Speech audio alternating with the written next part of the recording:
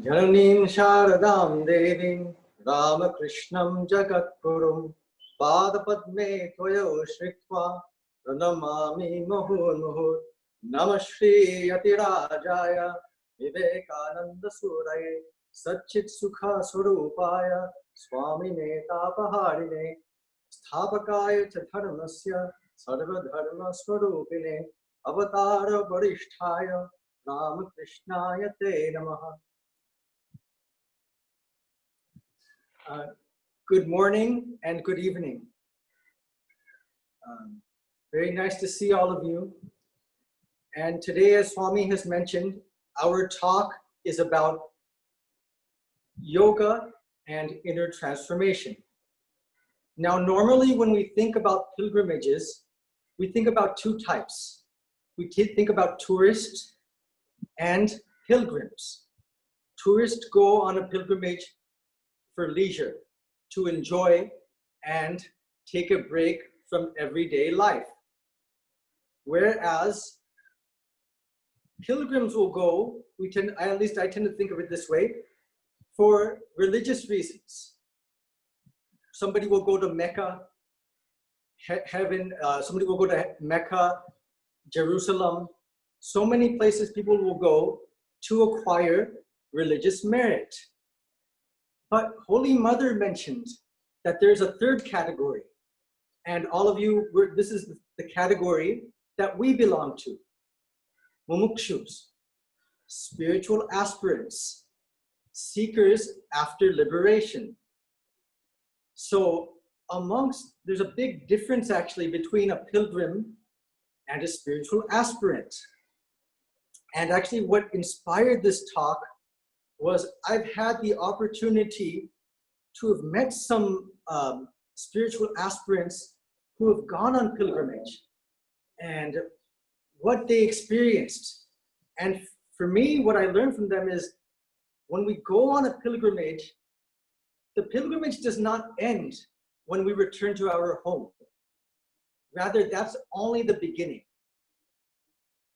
A lot of you have mentioned that you have gone on places of pilgrimage. So I'm sure most of you have had some type of aha moment. Let's call that an aha moment, epiphany. There's a wide range regarding this. So some of us will have an aha moment during a pilgrimage, and then it's forgotten. But what these people I'm going to talk about, they would have an aha moment, but then dharana, they were able to hold it. And not only hold it, they could take it back with them, back to the place they came from, and continue to cultivate it and nourish it. So that aha moment over time became their satsang, holy company. And that's what it is. These aha moments, they're not just a moment in time. They become our constant companion. They become something that's ever fresh and ever dynamic and stays with us and becomes our best friend during these COVID-19, as well as these protests. So let's begin. I'm going to give you just 4 different examples of different spiritual aspirants in different yogas who had this. Swami, please go to the first slide. So the first person I'm going to talk about is a senior monk of our order. He lives in Northern California. I won't say his name, but he has only visited Belur once in his life. But afterwards, he told me about his experiences. And the best way I can think about is when I think about his experiences, I think about that Titanic song. You know that Celine Dion, My Heart Will Go On. Why? Because he told me for the last more than 30 years, he told me, you know, Deepak, every night in my dreams, that's the first part of that song, I see you, I feel you, and that is how I know you go on. So every night in this Swami's dreams, He first visits, makes pranams to Thakur in the main shrine. Next slide. Then he goes to the old shrine in Belur. Next slide. Then he makes pranams to Swamiji in Swamiji's bedroom. Next. Then he makes pranams to Swami Brahmananda. Next.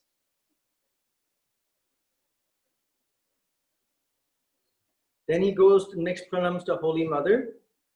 Next. Swamiji's temple and so on. Let me now give you an example in Raja Yoga. Next slide. There's a young monk of our order. He stays in a Kolkata center. He had a strong urge to go and do meditation in Omkareshwar next to the Narmada River. He took permission from headquarters. They granted permission. So he went there. And when he went, he told me privately, I would sit. And when I would sit, it's like he would sit for 8 to 10 hours at one time. And it seemed like only 10 minutes had passed by. And when he would sit, it's like this world became jara, inert. And he just would quickly connect with his Ishta Devata. So this went on for 1, 2, 3 months. And then he requested permission from headquarters if he can stay another 3 months. So he did that. And he said during those 6 months, it really seemed like only a couple of weeks had gone by. When he returned back to his branch center, that feeling remained. And initially, he had difficulty resuming his duties. But afterwards, knowing that this is Thakur Sheva, he resumed his duties, but that feeling has not left him. Next slide. In the path of Jnana Yoga, our Swami Sarva Priyananda, one of the best speakers of our order, we are always thrilled to hear about his own experiences in the Himalayas. And he also mentioned one monk there who was a lay devotee at the time. And he had just gone to the Himalayas. And I think he heard the first words of the Brahma Sutras, Athato Brahma Jigyasa. Now is the time to contemplate on Brahman. And Maharaj mentioned that after that, that changed his entire life. He remained in the Himalayas for the rest of his life. I've had the opportunity to meet some monks after they returned from pilgrimage that are of the Jnani temperament. They just seem different. Any scripture, anything they talk about regarding Thakur Swamiji, it's always filled with fresh insight. Always new, always fresh. Next slide. So now, as Swami mentioned, I was a lawyer before joining. So I'm going to raise an objection on behalf of all of us. The objection is this. Swami, you have mentioned people who are all monks. They should have those types of experiences in places of pilgrimage. But what about us? We are householders. So let me now give a rebuttal to that objection. Recently, an American devotee came. This is the second time she has been visiting. And so I had the good fortune to take her around Kolkata. And I took her to Holy Mother's bed. This is Holy Mother's room in Mayarbadi, Bagh Bazaar. Mother spent part of her last 10 years here, and she left her body in this room. Next slide. And as we were going, there's actually a special route that Holy Mother used to take every morning when she would go for her bath. And this is the back door that she would use. So I'm taking this devotee and other local devotees on this route. Next slide. This is the alleyway Holy Mother would walk down. Next slide. So we're walking. And as we're walking, this American devotee starts to breathe very hard. She starts to pant and she almost becomes unable to move on. We were going to ask her, is everything okay? But we didn't say anything. Next slide. So we kept walking and finally we came to Holy Mother's, it's called Meyer Ghat, where Holy Mother would take bath every day. Next slide. And as we arrived here, this American devotee started to weep. Again, we didn't ask anything. We just thought, let her have her space. So afterwards, long afterwards, when she had returned to America, I asked her, what happened that day? And she told me, you know, Swami, that day, I moved with the Divine Mother, and she has not left me ever since. Next slide. Back. So what is it that these devotees and sadhus understood? What is it that they understood that we don't understand? We have aha moments, but what is it that they understood? Arjuna asked the question in the Gita, how does a knower of Brahman move?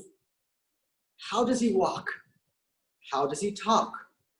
Sthita pragyasya ka bhasha samadhistasya keshava sthita dhikim prabhasheta kim asita vrajeta kim.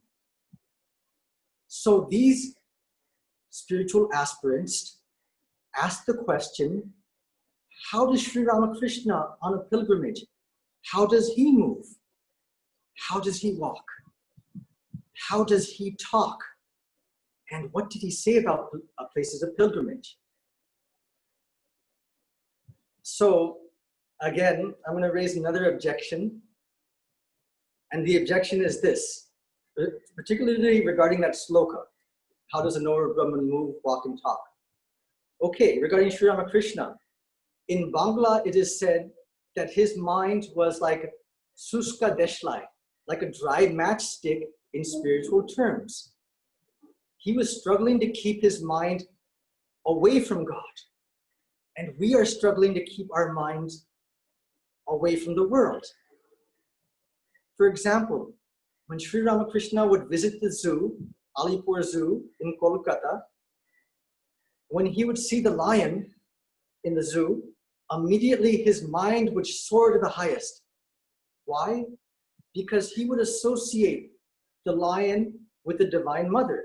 The lion is the carrier of the Divine Mother. So he would think of the Divine Mother and his mind would soar. But what do we do when we go to a zoo? When we see that lion, we worry. Okay, is that lion secured? It's not gonna come out and get me, right? Okay, so this is the difference. So now, you see the greatness of Shankaracharya. He gave up in his commentary to the Gita, he gave a wonderful reply that makes this sloka relevant for all ages and all times. I'll first say in Sanskrit, then I'll translate. Sthita pragyasya lakshanam sadhanam upadishyate sarvatra eva hi adhyatma shastre kritartha lakshanani yani tani eva sadhanani upadishyante yatna sajatvat. And to just put that in plain English, the end state of a knower of Brahman, that is our sadhana. Our sadhana is to make that end state natural in our own lives.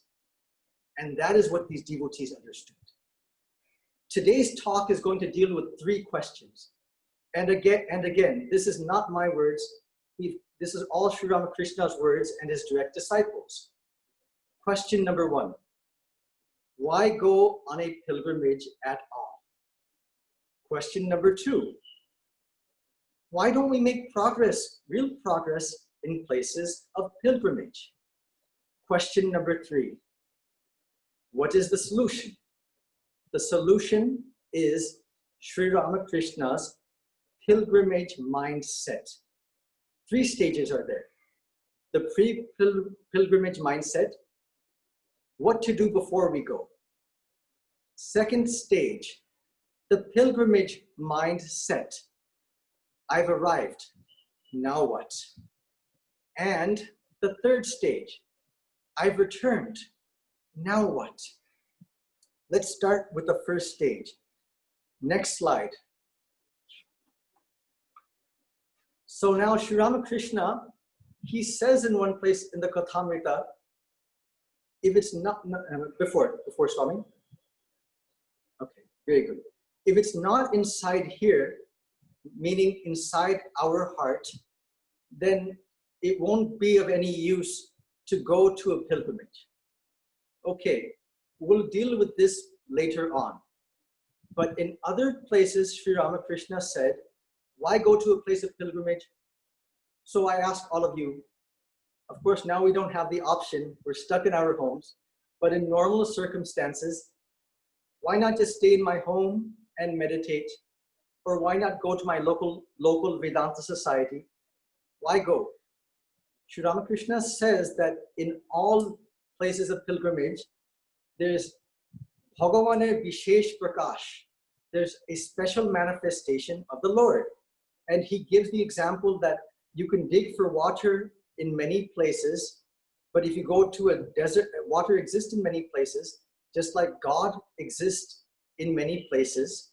But if you go to the desert and dig for water there, you'll have to dig very deep. But if you go like to a local village here, you might only have to dig a couple of inches below to get the water. Same thing with places of pilgrimage.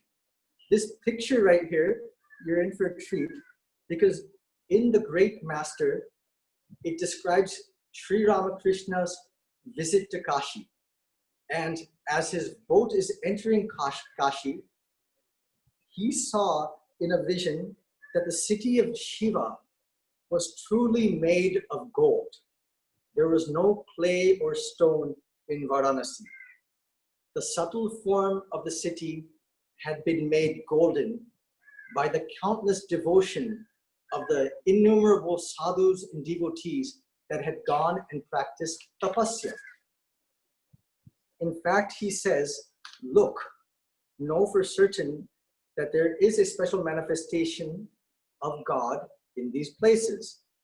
The devotion of the devotees has caused a spiritual atmosphere to solidify in that place so that one can easily become spiritually awakened. Swami Atmapriyanandaji gives a nice analogy. He says that it is like going on a plane and you want to access the internet and to watch a movie. So what do you have to do? You need the password. You need to access the internet and download the movie. Same thing. We want to access these spiritual vibrations in places of pilgrimage. We need the password. And we also need to be free from external distractions. What are the external distractions in places of pilgrimage? You can come back to me.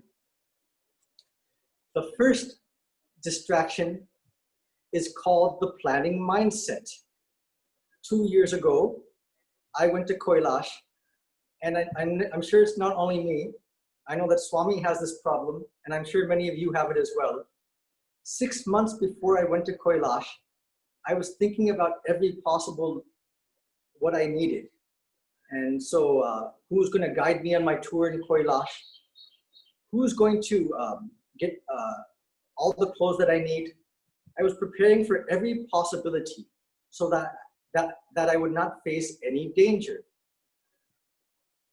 And the thing is that once I arrived in Nepal, which is the first place before we go to Kailash, the first day, the tour conductor gave us a very small duffel bag.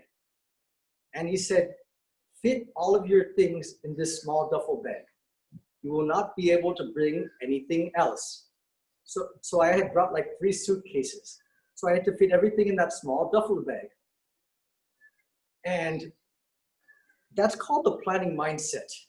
That when we go to a place of pilgrimage, we want to get our money's worth.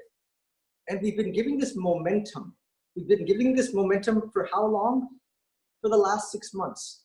So when you arrive in that place of pilgrimage, it's not so easy to turn it off. The next distraction is greedy priest. I think that that's self-explanatory, but Swami Vivekananda says in Bhakti Yoga that bhakti, devotion, and bartering can never go together. So if you pay 1,000 rupees for a nice darshan of Vishwanath, that doesn't mean that you're going to get a special vision. The third distraction, we will call it incompatible companions. Sri Ramakrishna gave the example of a devotee coming to visit him, and the devotee would bring a companion along. The companion is not a devotee. The devotee would see Sri Ramakrishna and just sit at his feet. But the companion would see Sri Ramakrishna and remain unimpressed. He would tell the devotee, okay, you brought me here. I'm going to go and see the garden for 5 minutes. Then I'll be waiting in the boat. Don't be long. So what that does to our devotion. I don't want to dwell on this, but another way to look at it is, I call it 0.75 versus 1.25. That when we watch a YouTube video, some of us don't watch it at regular speed. Some of us watch it a little bit slow, 0.75. Some of us watch it at 1.25. So what may happen is, one person, we're going to a place of pilgrimage, we like to go at 0.75 speed, absorb all the vibrations. But maybe our companion wants to move at 1.25 speed. So what's going to happen? It is going to be a clash of the titans. The next external distraction is technology. Swami Chidekananda used to say, God vision and television do not go together. So if Maharaj were living today, he may say, God vision and mobile vision do not go together. I think this is quite obvious. And it's like one Swami said, there's so many things today competing for our cerebral attention. And what you choose, you can only choose one thing at a time. What you choose, that becomes your God. And everything else falls into oblivion. The next distraction is, surprisingly, other elements of worldliness in other places of pilgrimage. What do I mean by that? Sri Ramakrishna, when he went to Kashi, in spite of having so many spiritual experiences, he wept. And these were not tears of joy. Why did he weep? Because he was seeing the presence of lust and greed. People were talking about worldly things. When Sri Ramakrishna first went to Kashi, this was a shock for him, because he expected that in Kashi, everybody would be meditating on Shiva. And in Vrindavan, everybody would be dancing to the name of Krishna. So I asked one monk one time, why should this equally powerful stream of worldliness exist in places of pilgrimage? And he quoted from the Chandi and replied, Ya Devi Sarva Bhuteshu Shakti Rupena Samstita Namastasye Namastasye Namastasye Namo Namaha. Shakti is Shakti. There's Vidya Shakti, which takes us towards God, and Avidya Shakti, which takes us to the world. In this light, I'll just say it now, we have to move on. One time a Holy Mother used to talk about this. There was one sadhu in Kashi who kept studying the Sanskrit grammar to the exclusion of his spiritual practices. So he asked Holy Mother if this is okay. And Holy Mother replied, first in Bangla I'll say, Dako, tomar ektimon ache, dutuimon noy. Look, you only have one mind, not two minds. Kondi ke dite chao? Ishwarer dike? Na jagater dike? Where do you want to give it? To God, not or to the world? You decide. Now, this brings us to internal distractions. Next slide, please. Sri Ramakrishna says that in a place of pilgrimage, when we go and take a bath in the Ganga, our good samskaras, our divine samskaras get activated. And our bad samskaras, what happens to them? They perch on a tree above, but they don't go away. Once we are out of the Ganga, they again come and perch themselves on us. Now, we don't have time to go over this, but we can take this in question and answer because this is very important. This is just briefly the diagram of our own mind according to Western psychology. You have the conscious mind and the unconscious mind. Freud said that our unconscious mind is between 90 to 95% of our mind. Probably less than 5% we are actually conscious. So Swami Vivekananda also agreed with this in Raja Yoga. So Freud said that in the unconscious mind, what exists? Thoughts, memories, undesired complexes, unresolved complexes. Jung also said that there's the presence of the collective unconscious mind. We'll try to get back to this later on. Now, Swami Vivekananda added something. He said, yes, there are bad samskaras in the unconscious.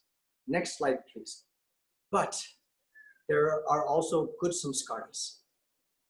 And there are also divine samskaras. Next slide, please. Next slide. Okay. Okay, they got cut off a little bit. We're going to run by this. Please go about to the previous slide. Previous slide, please. Yes. Stop there.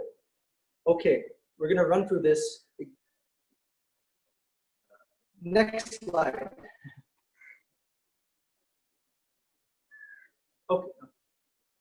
Okay. Okay, this slide, I guess the Divine Mother wants us to deal with this slide. Okay, so let's deal with this. So this is really practical. What does this have to do with us on our pilgrimage? Why am I talking about the unconscious mind?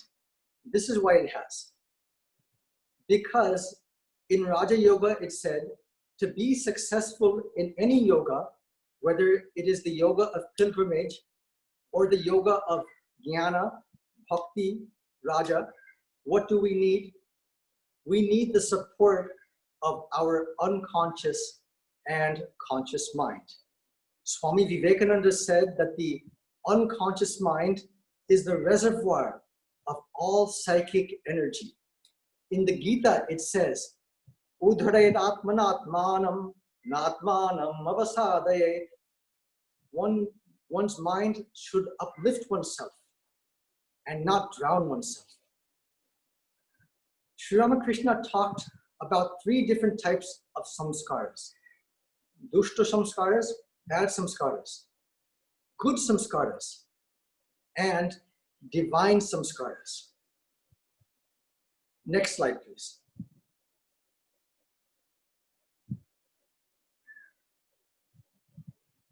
Now, Sri Ramakrishna, many of us know about this regarding the, we call bhoga samskaras, meaning lust and greed, those types of things.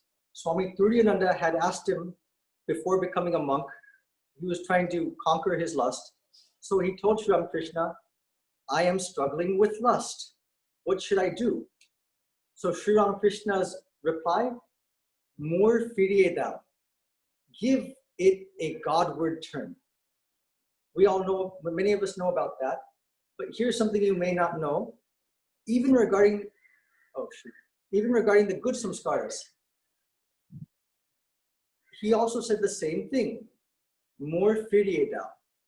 Give your good samskaras a Godward turn. I'll give you one example to support this. On July 28, 1885, Sri Ramakrishna was visiting Bashubati in Kolkata, and these brothers, they had this really huge house, the Bose brothers. And Sri Ramakrishna had gone there to see some pictures of the Divine Mother. But afterwards, what did Sri Ramakrishna do? He told the Bose brothers, wow, you have such a large house, yet you don't have any ego. You should give this egolessness to God. So, whether it's good samskaras or bad samskaras, before going on our pilgrimage, we should give both of these a Godward turn. Now, finally, regarding divine samskaras, you see the picture of Lord Shiva there. Divine samskaras, let me preface that by saying about Sri Ramakrishna talked about one of his devotees' father, Balaram Bose's father, and he said in Bangla, actually, this father goes on many pilgrimages. He does many spiritual practices. But Sri Ramakrishna said regarding him, Tini ato job kore, ato tirtho kore, kintu kichu hocche na keno. He does many spiritual practices, and he also goes on many pilgrimages. But why is no progress taking place? Then he answers, Vyakulata nai.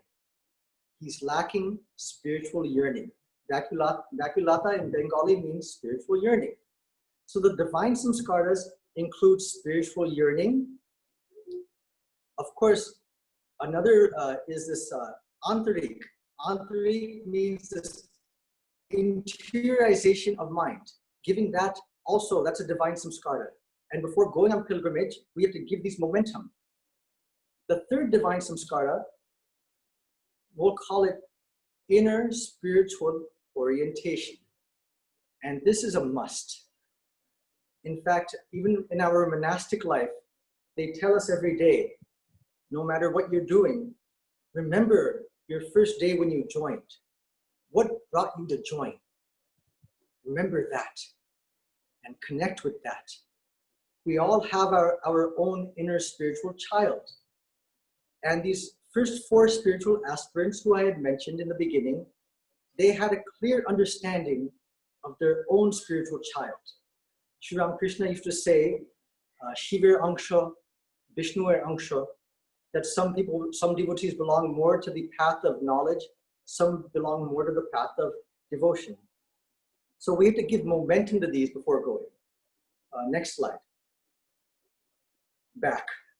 So now let's go on, and that's what I just talked about here. Next slide. So now we're going to talk about Sri Ramakrishna's pre-pilgrimage mindset. What to do before we go. You can come back to me momentarily. So Sri Ramakrishna, there's three principles to the pre-pilgrimage mindset. The first principle is, Sri Ramakrishna would say in Bengali, Jawa age kono ekta bishesh bhav ashray korte hoy. Before going on pilgrimage, you have to take refuge in one specific spiritual mood. So an example of this is Sri Ramakrishna. Before going to Kashi, he would assume the knowledge of the seeker of the impersonal Brahman. But before going to Vrindavan, he would assume the attitude of a seeker of Krishna, Radhika Bhav. So he would always assume a specific spiritual mood depending upon the place he is going to go to. In Kashi, it is said that Shiva's name is imbued with a special spiritual power. In contrast, in Vrindavan, Sri Krishna's name is imbued with a special spiritual vibration. This is the first principle. Again, I'm going to now raise an objection on behalf of all of us. Again, Sri Ramakrishna, he had a clear understanding of his path. But what about me? I don't know what my path is. So I will take you to the example of Sister Nivedita. Sister Nivedita, many of you may probably know her. She came to India to do Swami Vivekananda's work in 1898. She was an Irish woman having no knowledge of India. So when she first came to India, Swamiji wanted to take her on a pilgrimage to Amarnath to get the blessings of Lord Shiva. And Swami Vivekananda chose a theme for her. What theme did he choose for her? She would be an offering to Lord Shiva. Now, we're thinking, okay, but what does that do for us? Because who's going to choose the theme for me?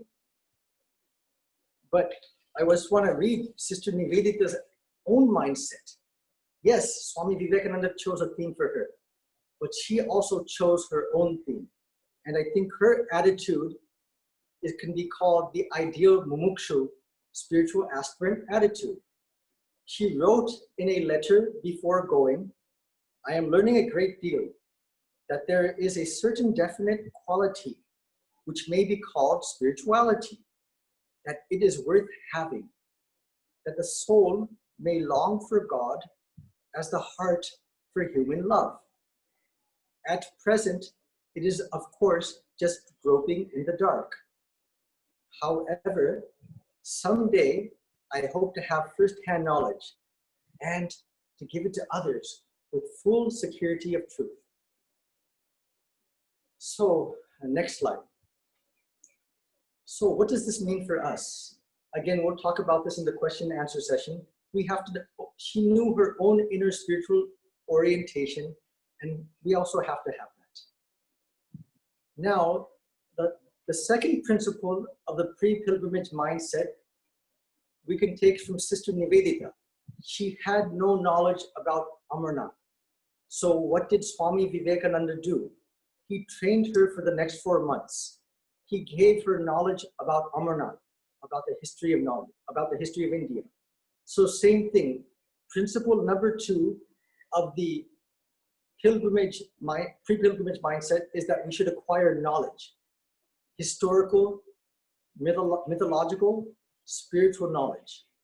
In fact, when we arrive in the place of pilgrimage, we should go there as a tourist, as a pilgrim or a spiritual aspirant, not a tourist. What does a tourist do? If we arrive in a place of pilgrimage without knowledge of the place where we are visiting, we will have a blank look on our face and we will be looking for somebody to guide us. No, we have to be the tour guide before coming. And I'll explain why. Then the third stage of the pre-pilgrimage mindset is you've chosen a theme, you've acquired knowledge, now you have to drive it deep into the mind and heart. An example of this is Swami Bhuteshananda Ji. He was serving Swami Shivananda. At that time, he was just a brahmachari. Later on, he became a president of our order.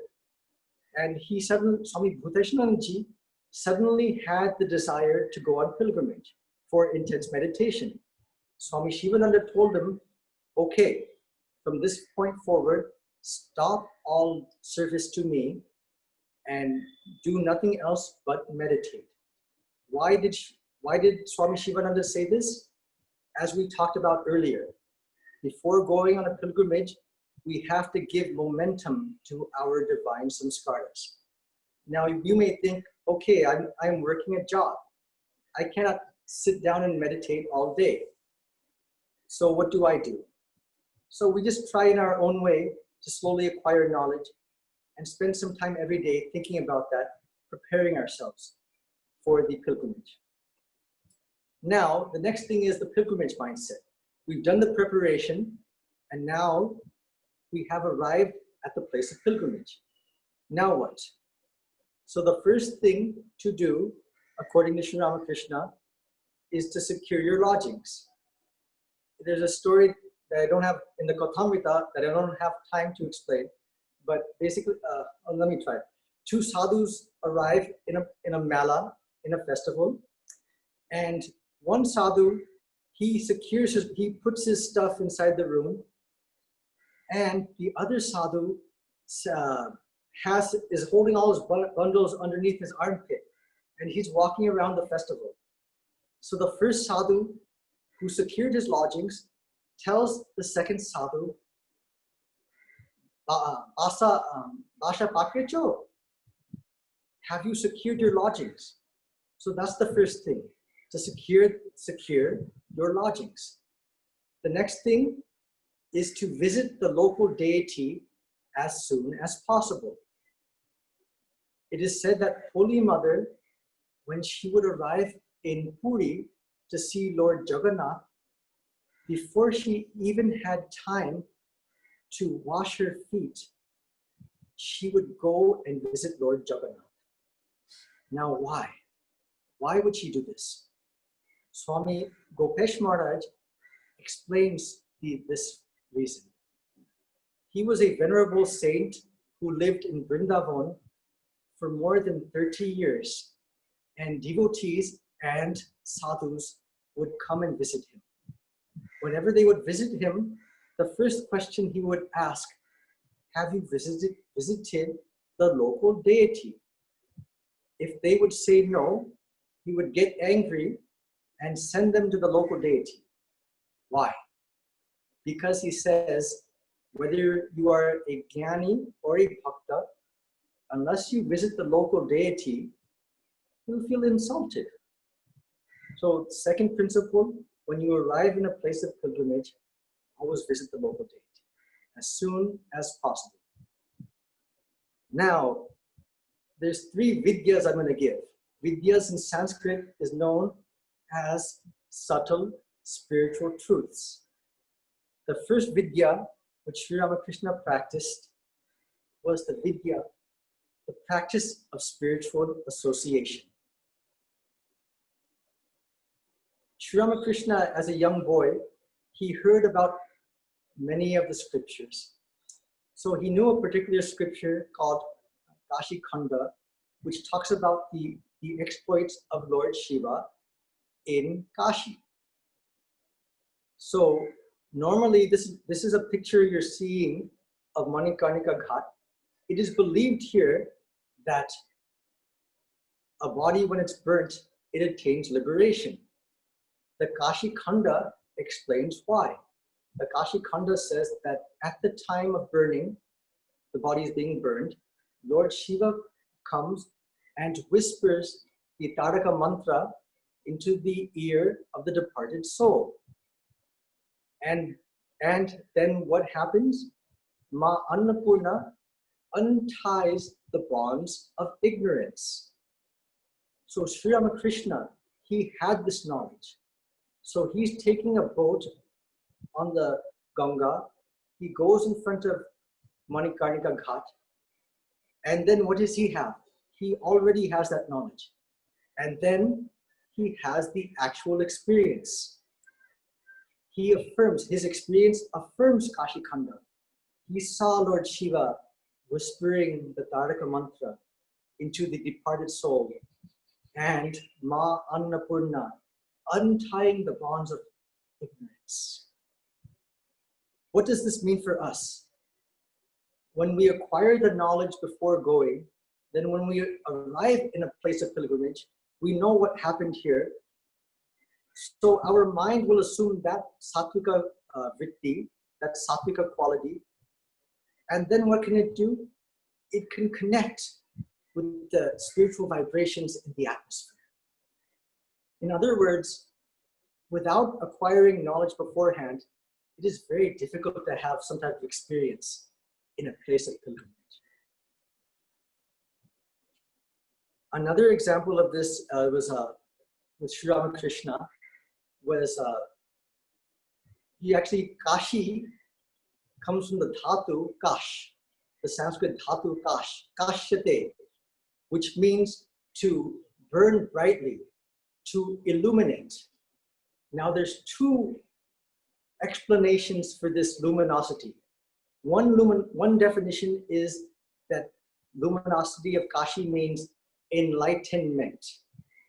The second definition, the unspeakable light of Shiva. So Sri Ramakrishna knows, and this is an event which took place in Kashi, according to the Puranas, that Shiva appeared as an unspeakable column of light. Brahma went before looking for the beginning of this light, and Vishnu went above looking for the end of this light. There was no beginning nor no end. This was another definition of Kashi. This is why they say it has been given the name Kashi. So Sri Ramakrishna, as we talked about, next slide, when he arrived in Kashi, he saw that unspeakable light. He saw Kashi pervaded with a golden color. He had that knowledge, and he could see all of these things. This is called the practice of spiritual association. The next vidya that we're going to talk about is you can go back to me, is the vidya of divine nature mysticism in places of pilgrimage. So some of you may be thinking, okay, I don't have a mystical temperament. I like to see God in nature. So there is good news about this. The disciples of Sri Ramakrishna said that there are two ways to see the presence of the sacred in the divine, especially in places of pilgrimage.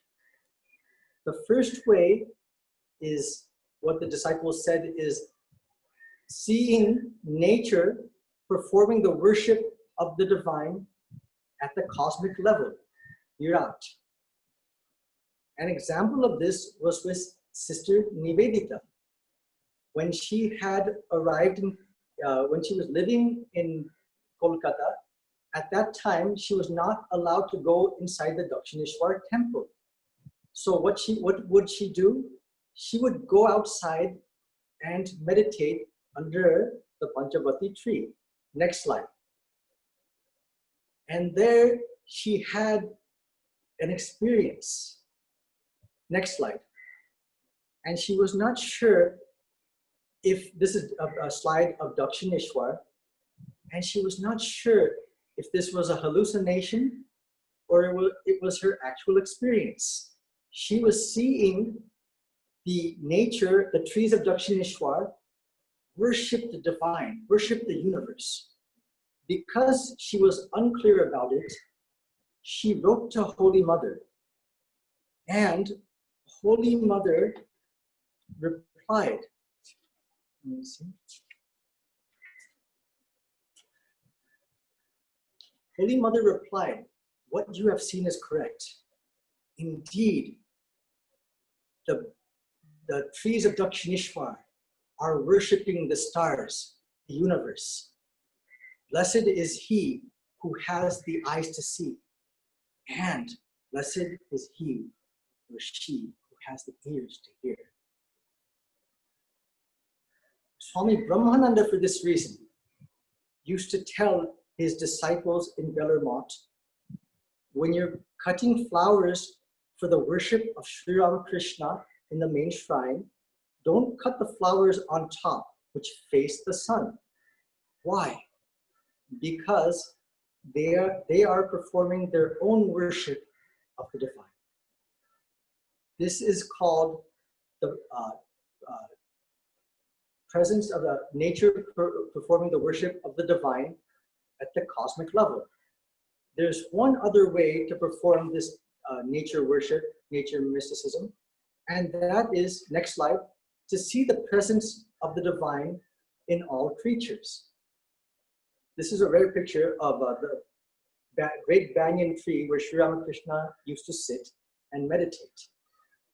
This tree is no longer there. Next slide.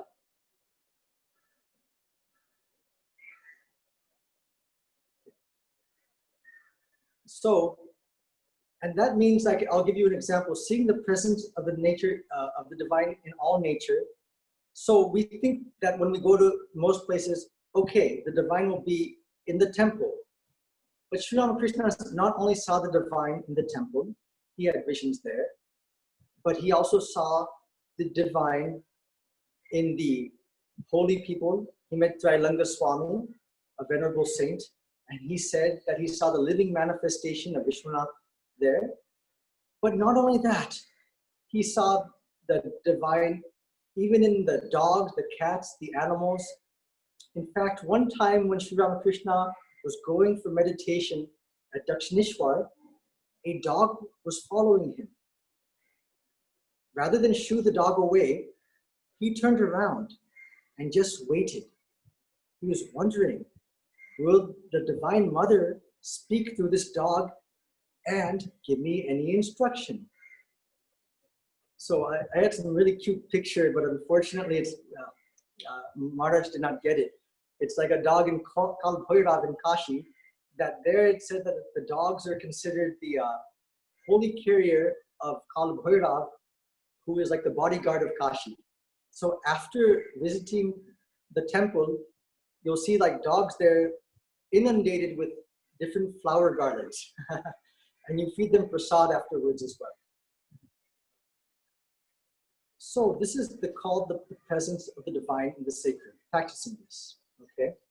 Next slide. Okay. Just something personal I will share with you. A couple of years ago, when I went to Kailash, during the morning time, on the first day of the trek, we were in Darchen. And then I was going to, that first day actually, it was really nice because we were just at the foothills of the south face of Mount Kailash. So what I decided to do, as all of my companions were sleeping, I walked up and I went as close as I could. As you see here, this was like my vision. This was my vision of Mount Kailash at that time. And I went as close as I could. And I was playing that Om Namo Shivaya, and just walking back and forth. And then when we looked up into the sky, it was just my own imagination, but it looked like all the moon, the stars, everything was gazed, like it was fixed on Kailash and making pranam to Mount Kailash, Lord Shiva and Ma Parvati. So at that time, it felt like, for me, it felt like being at the center of the universe. And it reminded me that there was one sloka from the Shiva Mahimam Stotram, Dhriti Mahima Divyam Tava Vapuhu. The whole sloka is that the Ganga is so vast. It comes from the heavens and it pervades the entire universe. Yet, compared to you, it's like a small puddle. So I was remembering that at that time, that sloka, that this vastness, everything seems so vast at that time. And that's how we can practice this nature mysticism in places of pilgrimage. If we go to the Himalayas, we can stand in front of something vast, the Himalayan peak. In Mayavati, we have our Advaita Ashrama in Mayavati. So when the lockdown lifts, you can go there and you can see the wide range of Annapurna. If you go to Kashi, you can just stand in the boat, try to see something wide and vast. Next slide. The third principle, we'll call it poking the honeycomb. And the disciples would say this about holy people, whether it's in places of pilgrimage or elsewhere, that they have a lot of spiritual truths, but they won't just give it like that. There's a certain key, and it's called poking the honeycomb. In other words, honey is inside the hive, but we need to poke it to get the honey out. So same thing, there's a way to poke a holy man. And Sri Ramakrishna himself did this when he went to Kashi. He visited, this is Trailanga Swami. He lived to the age of 280 years old. Sri Ramakrishna met him when he visited Kashi. And one thing Sri Ramakrishna, how did he meet him? How did Sri Ramakrishna interact with him? One Gita sloka, tad vidhi pranipatena pariprashnena sevaya. He approached him with humility, service, and questions, proper spiritual questions. Sri Ramakrishna cooked paish, some mishti, some sweet for Trailanga Swami, and fed him with his own hand. Again, this is Sri Ramakrishna, who is an incarnation, a knower of Brahman. But see how he's approaching a holy man. Secondly, Sri Ramakrishna, with the greatest humility, asked Trailanga Swami, is God one or the many? And Trailanga Swami replied, when one is in a state of nirvikalpa samadhi, then God is one. But when one is not in a state of nirvikalpa samadhi, then God is the many. Okay, that's the end of the pilgrimage mindset. Let's go to the post-pilgrimage mindset. Next slide. Okay, so we're going to finish up now. I know, again, what did we say in the beginning? For the pilgrim, the pilgrimage ends once we return to our homes. But for the spiritual aspirant, once the pilgrimage ends, sometimes rather than spiritual joy, there may be spiritual frustration. On Swami Vivekananda's right, standing is Sister Nivedita. So she took all the steps, preparing her mind, the pre-pilgrimage and pilgrimage mindset. But what happened with Sister Nivedita? Actually, when they went to Amarnath, she did not have any vision or darshan of Amarnath, but Swami Vivekananda did. When Swami Vivekananda saw Lord Amarnath, he had his actual vision, and he received what's called Ichcha Mrityu, the desire to leave whenever anybody wants to leave their body, they can leave their body at their own will. So he looked completely transfigured. Now, Sister Nivedita, on the one hand, when she saw this, she felt a great joy and exhilaration. But on the other hand, she felt a great annoyance and frustration. And she became angry with Swami Vivekananda. Why? She felt that he could have, if he was not so lost in his own ecstasy, she could have also given him something. So it was kind of cute. Swami Vivekananda comes out of the cave of Amarnath, and Sister Nivedita is not talking to him. And Swami Vivekananda tries to explain, you see, I was lost in that ecstasy. I could not do anything at that time. And Nivedita did not want to hear it, because her one burning desire was to go beyond the externals. And she felt like that she had lost that opportunity at that time. When they went back to base camp, Swami Vivekananda told her, look, Margot, whether you had an experience here or not, the important thing is you made the pilgrimage. The effects must come. And that is what happened in the case of Sister Nivedita. We saw that in her life, the effects came. There was this transformation in her own life from Margaret Noble to Sister Nivedita. And then finally, from Sister Nivedita to Loka Mata, which means mother of the people. So we're going to finally wind this up. When Swami Vivekananda says that the effects must come, what does he mean? Do we just wait? Do we not have to do anything else? So Sri Ramakrishna explained this. Next slide. On one occasion, he went to Kali Ghat. This is a picture of Kali Ghat with a young disciple. The young disciple and Sri Ramakrishna went to Kali Ghat. They enjoyed some interactions with the divine. And then afterwards, Sri Ramakrishna returned back to his temple in Dakshineshwar. And the young devotee returned back to his in-laws' house. The next day, Sri Ramakrishna met that devotee and asked him, "What did you do after returning from Kali Ghat?" The devotee said, "I went back to my in-laws' house." And Sri Ramakrishna gave a scolding. "You did what? Why did you do that? After visiting a place of pilgrimage, you should give time, you should ruminate over your divine interactions that you have had with the deity. Otherwise, how can these memories, divine memories, settle in your mind?" So this brings us to our post-pilgrimage mindset. The first principle is that when we return, that is actually when the real pilgrimage begins.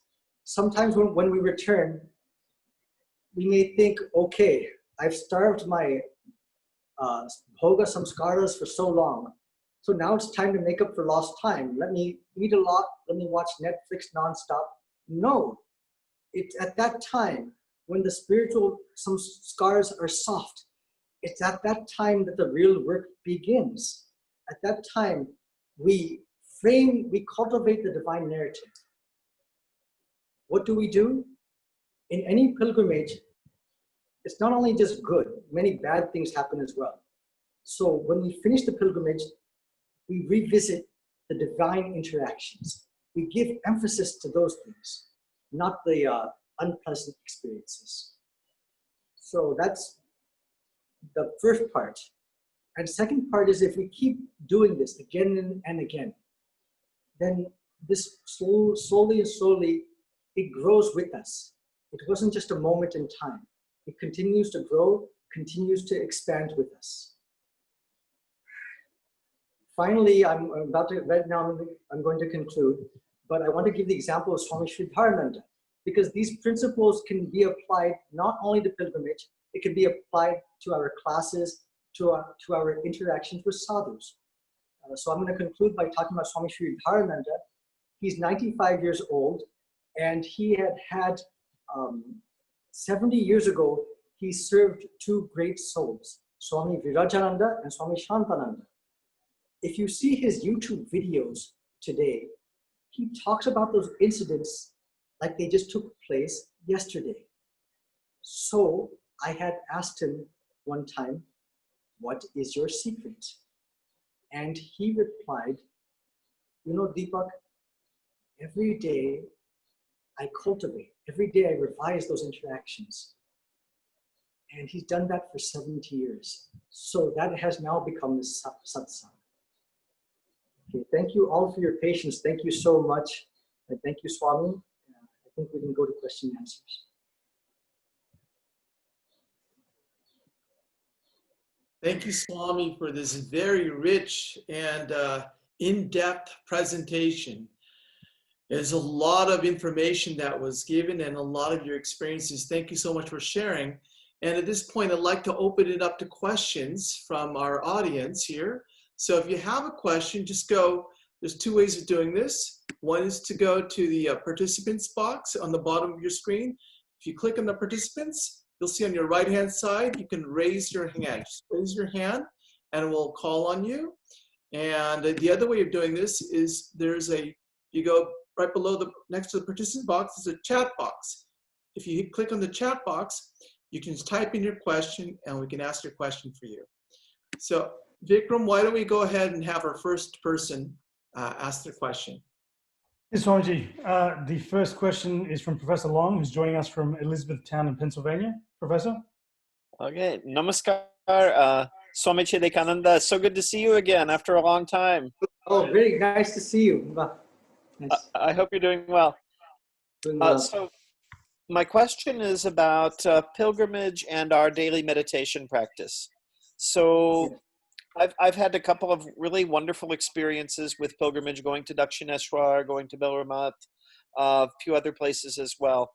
And what I found is that I feel very drawn sometimes to sort of replaying those experiences in my mind, and maybe even imaginatively altering them a little bit. You know, I've had this wonderful experience of meditating in Thakur's room at Dakshineshwar, and when I replay it in my mind, I see that he's there and is present, and that I can speak with him. And is this, do you have any guidance or anything to offer in regard to this kind of practice? Definitely. First of all, that's great. You're very blessed that you went to Dakshineshwar and that you're constantly cultivating this. So what I would just, if you don't mind, I would just say this, that I didn't mention, it's very important. These things are very sacred. Sri Ramakrishna talks about these 3 different types of tans in Bangla for spiritual yearning. One is the pure wife for her husband. The other is the mother for her child. The third one is the worldly person for his wealth. So this is, I'm glad you raised the question. The thing is, these are so sacred that, remember with Sri Ramakrishna and Gopalar Ma? She used to have so many wonderful experiences, but what did Sri Ramakrishna tell her? Don't tell it even to me. These are so sacred. You got my point. These are so sacred. They should not, it's like something that should not be exposed to sunlight. These are so intimate, so sacred. This is what I wanted to say, that I'm glad you brought up this point. Why we're talking even about these pre-pilgrimage and pilgrimage. Another point is that if we don't do these things, if we don't cultivate these divine samskaras before going, then when we're on the pilgrimage and then even afterwards, rather than affirming that divine within, we'll be projecting outside. Right. That's an important, I'm glad this is connected to that. So for all that, it's important to, these things are very sacred and that they have to be churned in the heart. At the same time, like your wife is a devotee, somebody very close to you, but these things are not meant for public consumption. Right. Okay. Thank you so much.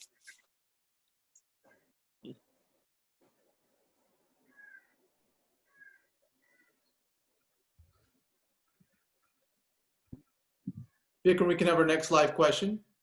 The next, well, we'll figure out where this person is from. The next question is, person who's got their hand raised is Padma. Padma, you're up. Where are you joining us from, Padma?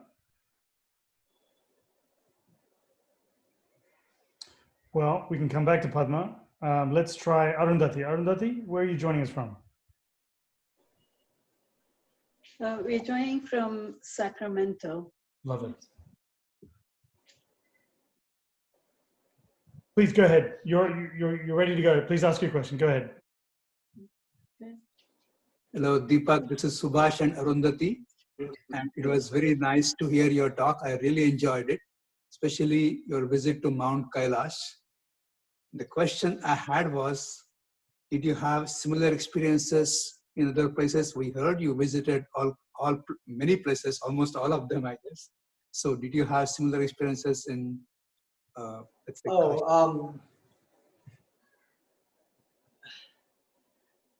like we said before, some of these things are personal, of course.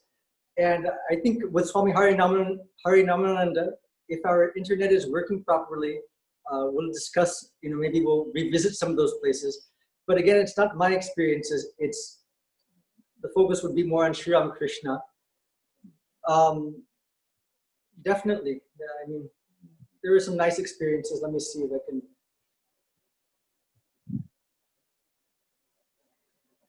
I think later on, I think on another occasion. Don't mind. It was wonderful to see you. Thank All you. fun. Maybe I can ask a question at this time here. You know, in our travels, Swami Chidekananda ji, as I was pointing out in the beginning, sometimes things don't go as expected. So when I had gone to Kailas, there was a landslide. Sometimes you don't get the visa when you're trying to get in. So unexpected things happen. How do you then get recentered when that happens? How do you not lose yourself in the experience and allow your emotions to dictate, like anger, or how do you not allow that to dictate you, and how do you get recentered? Thank you, Swami. That's an excellent question. And the first thing that I've learned, because that's so many things, that also happened to me on almost every place that I visited. So one conclusion I had was that just being almost expecting that things will go wrong, and that attitude that that's the price that we have to pay. Remember, like they said that to go and meet Sri Ramakrishna, you would have to go through Hazra and Hriday. To go and meet Holy Mother, you would have to go through Radhu. So one way to look at it is that when we go on a pilgrimage, we're going to get something holy. So we have to pay the tax. And this tax comes in these unexpected ways. The other thing, there was a slide that I put there about Sri Aurobindo when we were talking about the unconscious mind. And what he had mentioned was there's this battle between light and shadow. And that the same person, any person who can be so compassionate in one moment, in the very next moment, he can be very selfish. The very calm person, in the very next moment, could be the angriest person.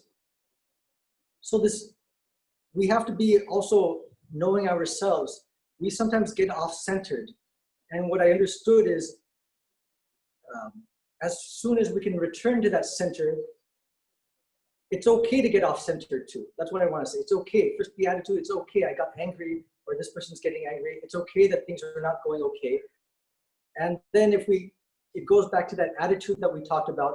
What is our attitude when we go on a pilgrimage? So if our attitude is self-surrender, at that time, we should try to interact with the divine, with our Ishtadevata, rather than with other people. Okay, so this is not going right. That's not going right. Because now nothing is within our hands. We might even be facing life and death in our own minds. So at that time, who will we rely upon? Other people in our group? No, we should try to go more inward and begin that inner dialogue with the divine. So do you think then that, like when you go on a pilgrimage, so you're going sometimes to go to Kailas, it takes maybe 5, 6, 7 days to get to the actual pilgrimage site itself.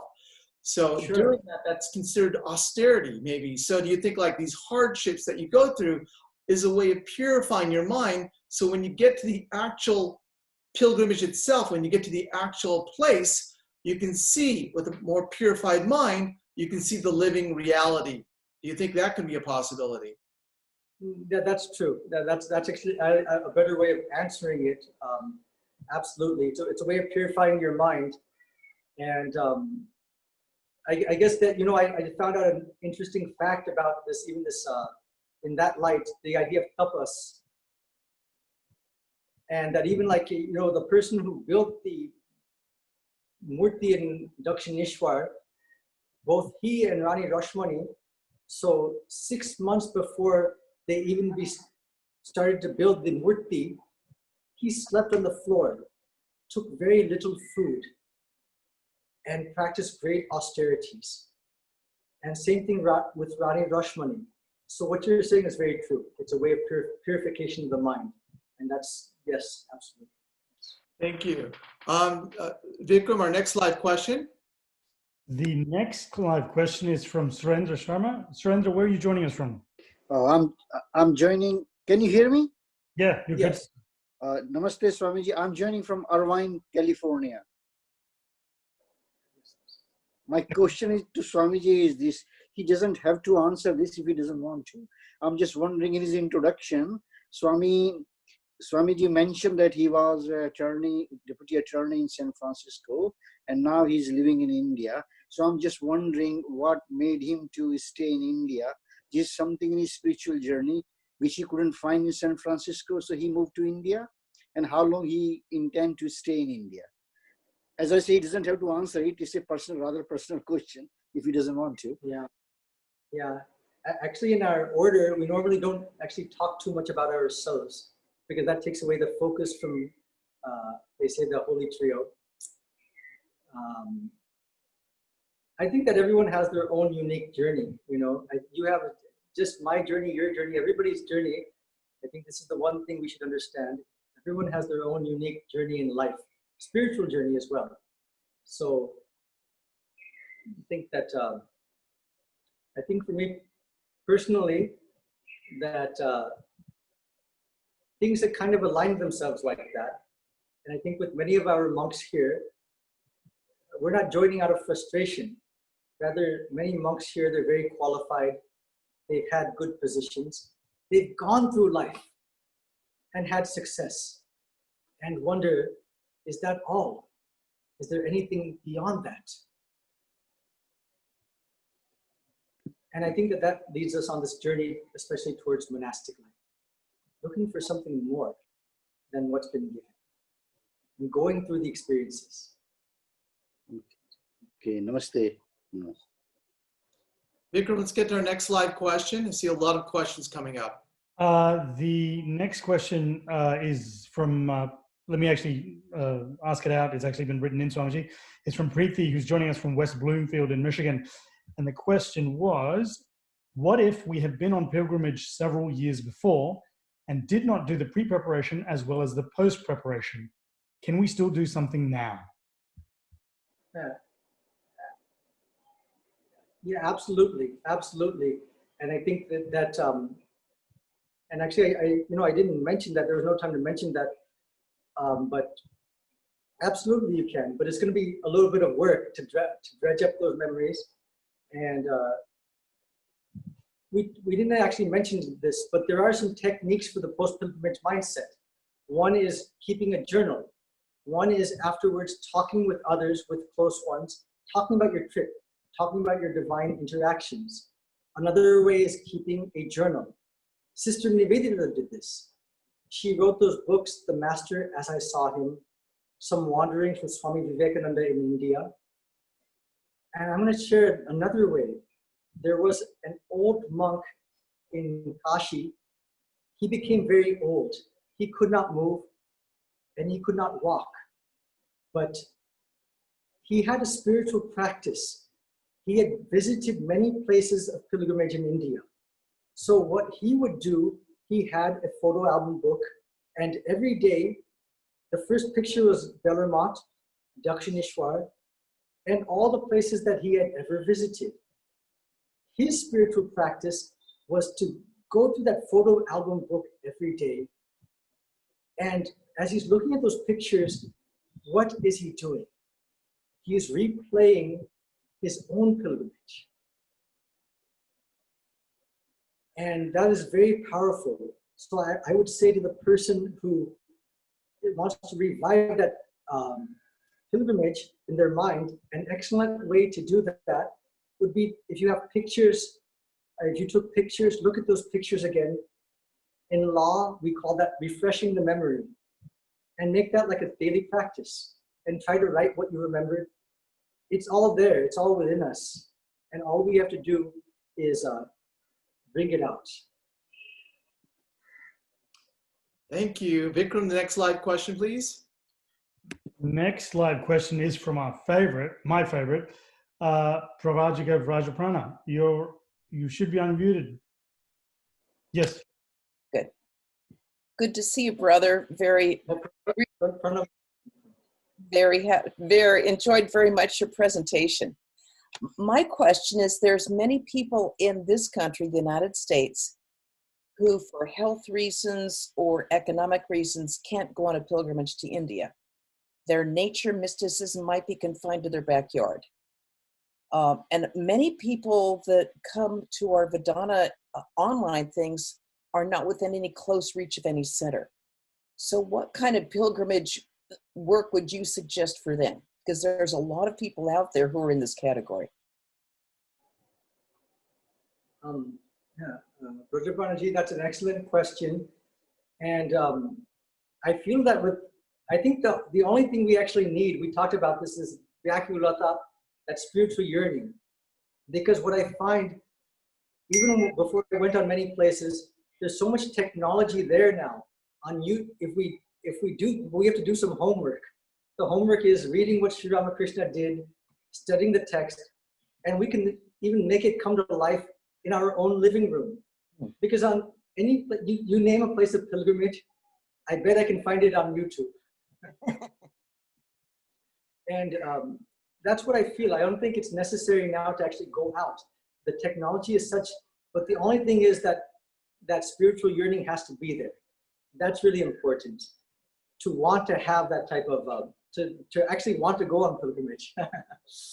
A pilgrimage is more like a treadmill. You don't have to do much work. You're just taking the vehicle. Thank you. But here you have to do, it's like the manual treadmill, where it's like without the treadmill. So you have to do more of the effort on your own. Thank you, brother. Thank you. Vikram, next live question, please. The next live question is from Durjoy. Durjoy, where are you joining us from, please? Namaskar, I'm joining from Harrisburg, Pennsylvania. Please go ahead. Pranam Swamiji, Pranam Vrajaprana Mataji, Pranam to both of you, and Pranam Harinamanandaji. I have two questions. One question is partly answered already by Swamiji. Swamiji, I have been going to pilgrimages with my parents, starting from Kedarnath to most of the Shiv abodes, and those things stayed with me because, the early impression of childhood is always, it remains with you. My first question is that you said, I really remember all those places, and when I meditate at home, I try to recreate, but it is very difficult to, feel that ambience which you see, for example, seeing Kedar Shringa or being in the shrine of Lord Trambakeshwar.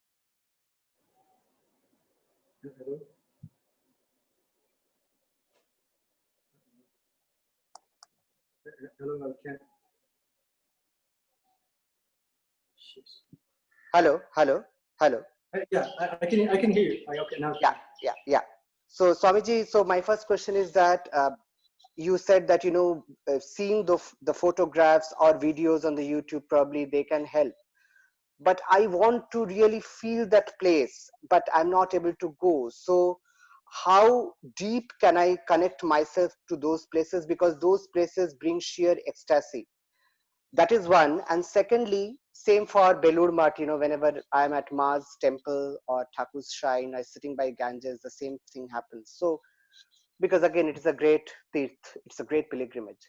Second thing is, when we read Mother Sharada's, Ma Sharada's works or Thakur's teachings, to few disciples, they are saying, অনেক তো ঘোরাঘুরি করলে এবার মনের ভেতরে ঢোকো, go inside your heart, because there is no point, because the sages kamandalu, it moves from place to place, pilgrimage to pilgrimage, but the dirt, it doesn't get cleaned if the person does not clean the kamandalu.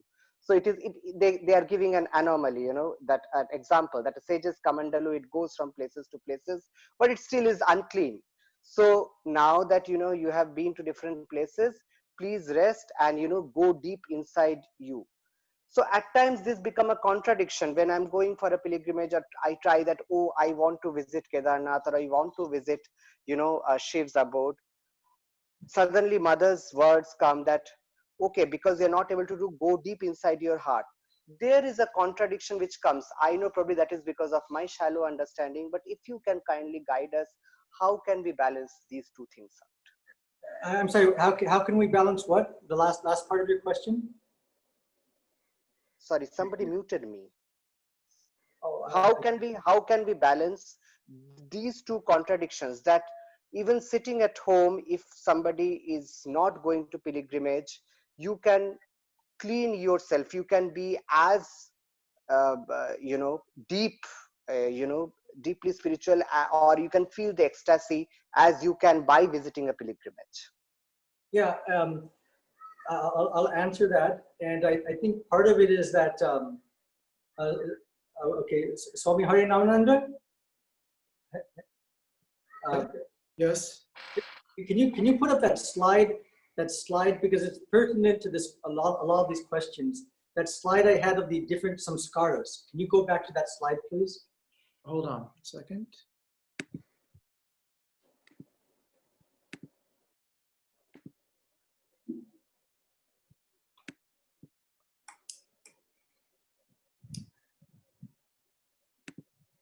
Yeah, this one right here in the middle, right there. Yeah. Go to that one. Yeah, that one. Okay, and okay, can you move it up a little bit, because that one. Okay, go to the next slide then. Can you go to the next slide? Yeah. Okay, this is okay. A lot of these questions that I'm feeling is that, again, is this something that we have to do the work? There's no easy solution that we actually have to. It's not. Things are not going to take place automatically, especially sitting in our homes. If we want to feel something, we have to create that environment.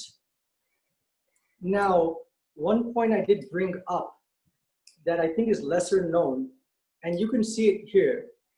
When we talk about divine samskaras, in the Kathamrita, Sri Ramakrishna did this quite a bit regarding our good samskaras, and especially our divine samskaras. He would identify them for us. I already told you about this, the Bose brothers. Wow, you have that quality. In fact, that was a really big thing of Sri Ramakrishna, understanding your own inner spiritual child and your own inner spiritual orientation. Unless we have a clear understanding of that, it's really difficult for our spiritual life to take off. That clear understanding is like a rocket booster. That's what I've seen in different monks that I've had the opportunity to meet. And I can give you many examples. Like one example is with when Sri Ramakrishna met Vidyasagar, the great philanthropist. Remember what Sri Ramakrishna told Vidyasagar? Apni ato gun bhetare ache. You have so much good inside of you that you don't even see. Your own spiritual treasures that you don't see. What I personally feel, this is not only the highest, but this is especially regarding our own individual spiritual tendencies. The spiritual life is not a one-size-fits-all. And so I think that during this lockdown time, we have to also understand our own divine samskaras a little bit better. Like I had told you before, for all monks that join in Belur, the senior monks always tell us, for the rest of your monastic life, always remember the day you joined, because that's your real inner, your real inner spiritual child was vibrant on that day. Always go back to that. Remember your mother's tears, and remember that feeling of renunciation that propelled you to monastic life. So I just want to say that I think that I'm not going off track, but in positive psychology, they talk about this. Martin Seligman mentioned this, that now there's a new movement. Rather than always understanding what's bad about ourselves, he gave the analogy that if you pull all the weeds, all the bad things in the unconscious mind, what do you have? You just have a field of dirt. So the positive psychology movement was based on identifying and affirming your good qualities. Same thing Sri Ramakrishna, and the same thing Swami Vivekananda talked about. You could see his commentary in sloka Tad Japasta Artha Bhavanam. His commentary there, he says, give stimulus to these divine samskaras, to these good samskaras. And I think that when people talk about, I want to go to this place, I think that we now have the time to really try to understand our own spiritual selves a little bit better. Our own inner spiritual child, what brought us to this life.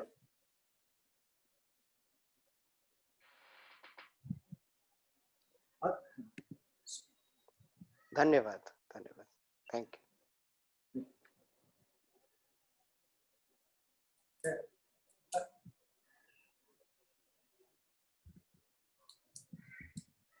One other thing I wanted to add, unless we do that hard work, then what we may end up doing instead, we may end up projecting, what we call holier than thou attitude, projecting ourselves.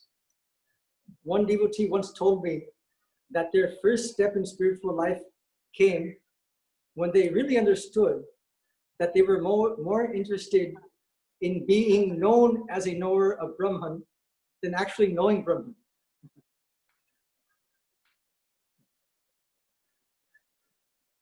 And maybe you didn't talk about one thing. When Swami Atmagyanji was here, he talked about Lila Dhyana. So the places that you visit, you talked about, like, I knew a monk who, when he went to Dakshineshwar, he memorized the places in Sri Ramakrishna's bedroom. So that was his pilgrimage. And then when he went home, back in his home, when he would read the Gospel of Sri Ramakrishna, the Kathamrita, he would put himself in a certain corner of Sri Ramakrishna's bedroom. And then he would see the whole scenario playing out, where Swami Vivekananda would walk in, his talk with Sri Ramakrishna. So is that something else you can do in a pilgrimage to awaken that divine samskara, to basically know the setting where you've gone, and then read it and act like you are in the presence of that place? No, I'm sorry, I did not follow. Are you talking about during the pilgrimage, after, or before? After the pilgrimage, after the pilgrimage. Yes, definitely. But then, like what we talked about, that absolutely, absolutely. Oh, another thing is, I didn't mention this, but remember those 4 spiritual aspirants I mentioned in the beginning? Those 4. So one thing it was not just a matter of words. And this goes for anything. It's a matter of heart, actually. Heart more than words. Remember what Sister Nivedita said? It's very telling. She said she understood that the soul can long for God like the heart, like the human heart longs for love. So what I just feel more and more is that somehow we have to bring in Bangla, bhav. We have to bring that bhav into it, not keep anything back. And bringing that means that it becomes something very intimate. If you talk with any of these 4 aspirants I mentioned, this is something, such a great intimacy. It's so intimate. And you're right, but it should not stop there. That let me go, it should not be something passive. Okay, now let me try and remember that I'm in Dakshineshwar. No, somehow, in fact, I think what I'm talking about is even more powerful than Lila Chinta. And I'll tell you why. What we talked about here, this is your own this is your own experience. The title Lila Prasanga, this divine play, this is your own divine play.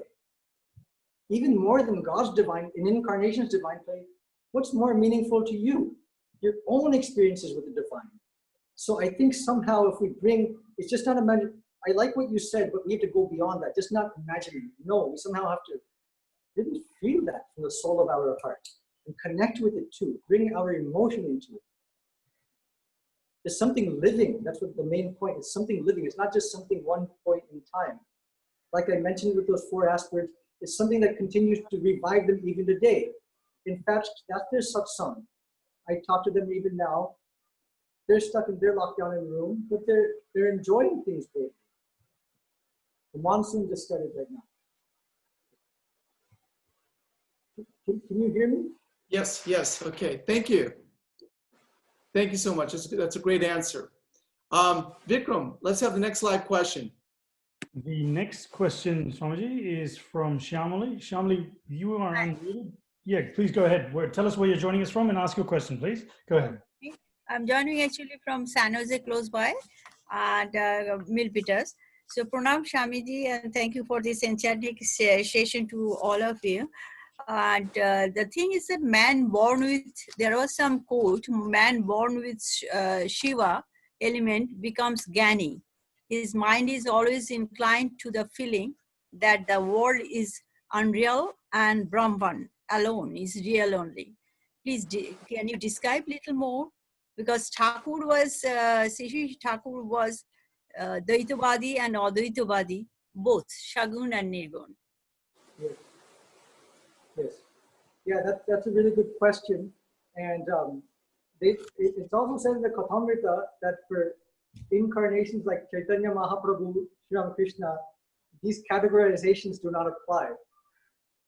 That they'll go to Vrindavan and dance, be absorbed in Bhava Samadhi. They'll go to Kashi and be in Nirvikalpa Samadhi. So these don't apply for them, for incarnations like them.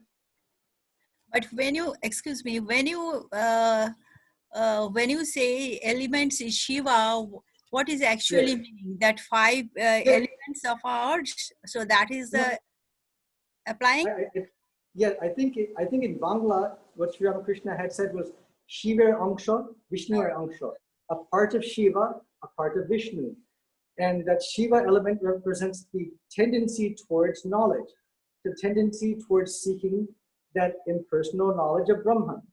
And the element of Vishnu, I believe, was more a tendency of seeking the devotion, of seeking God in its form and in its qualities.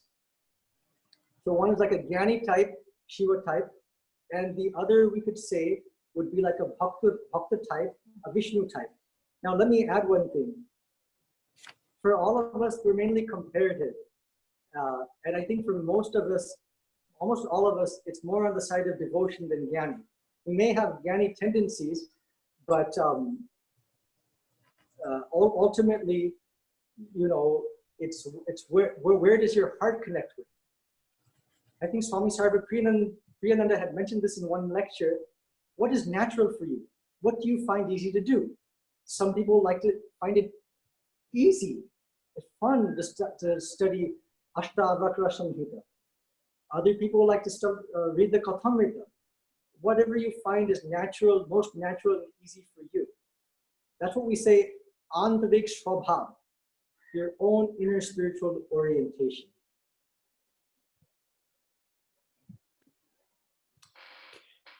Thank you. Vikram, next live question.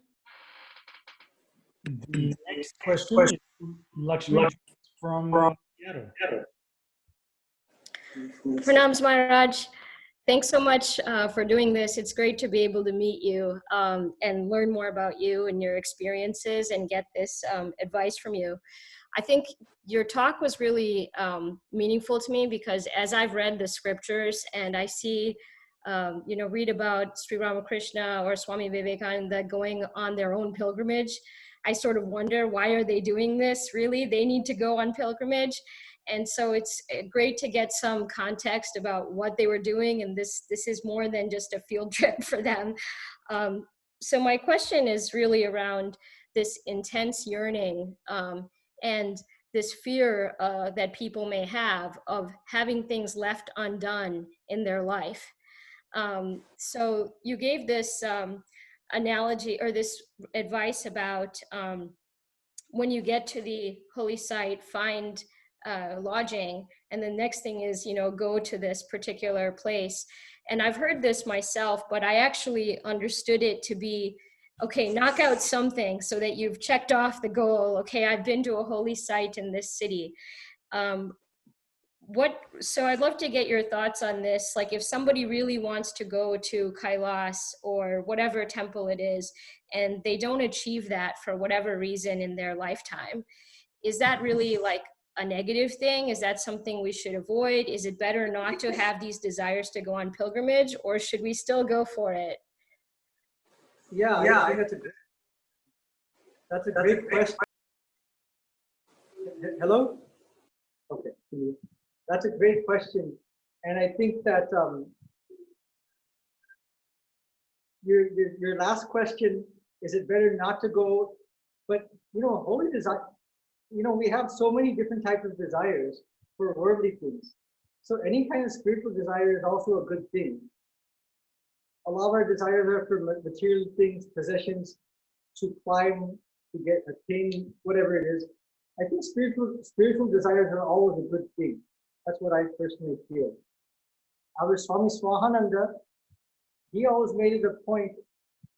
He would visit many places, but he always made it not to visit all places of pilgrimage.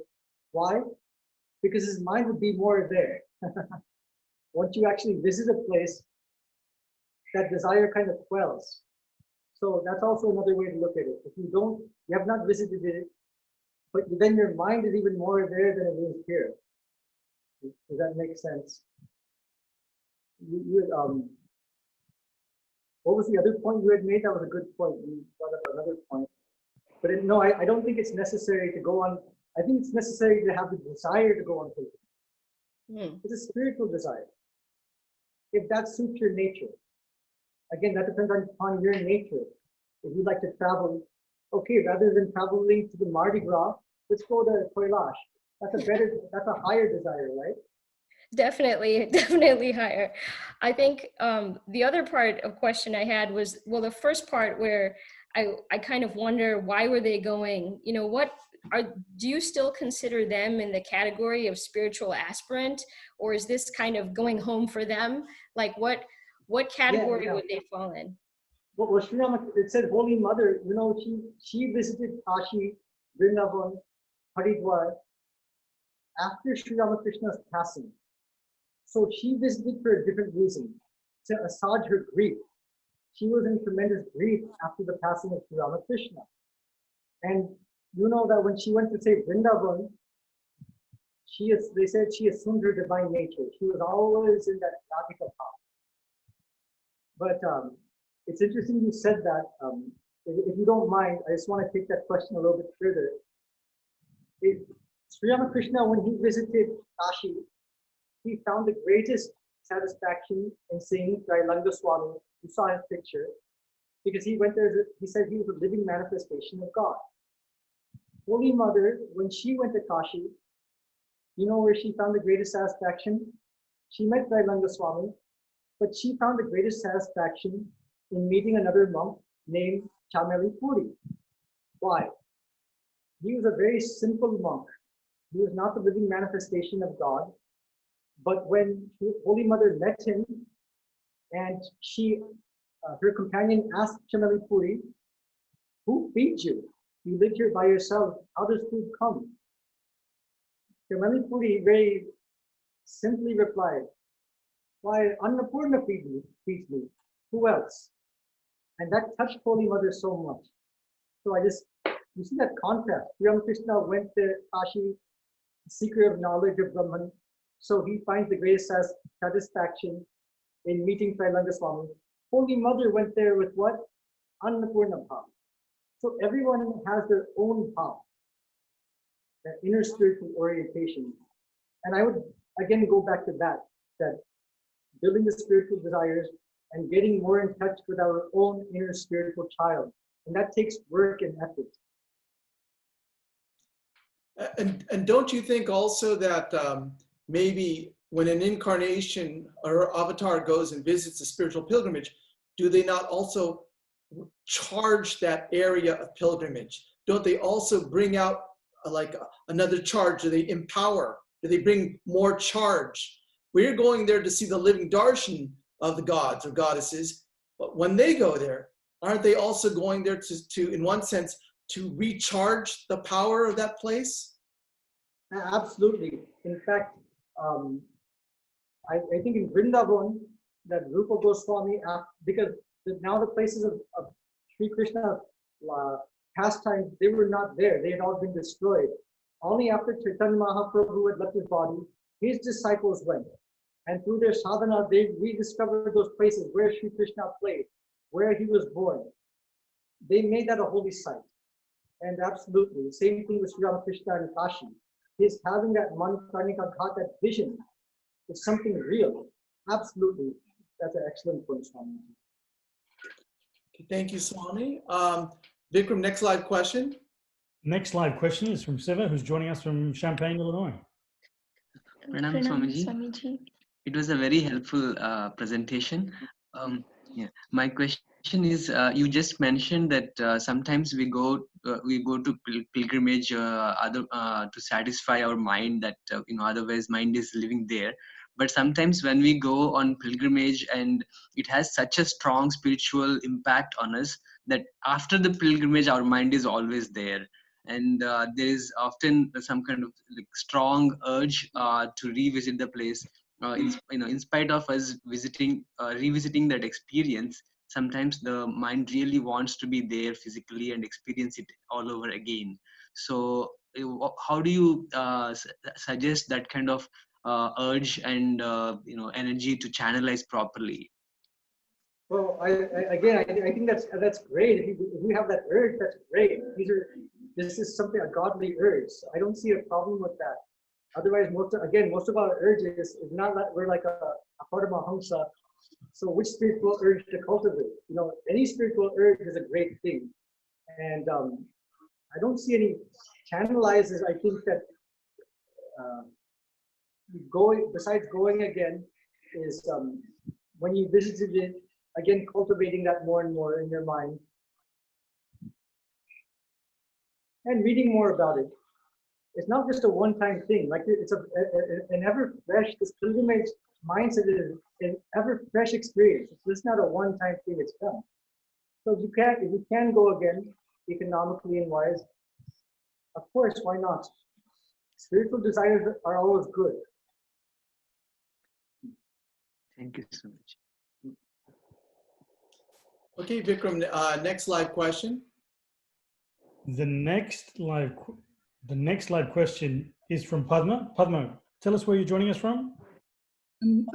Shri Gurubhyo Namaha. I'm joining from Chennai, Madras. Oh, lovely. Go ahead, please. Namaskaram. I have a few questions. One immediately following from what the previous person asked regarding carbon footprints and regarding what? Carbon footprints and the urge to go again.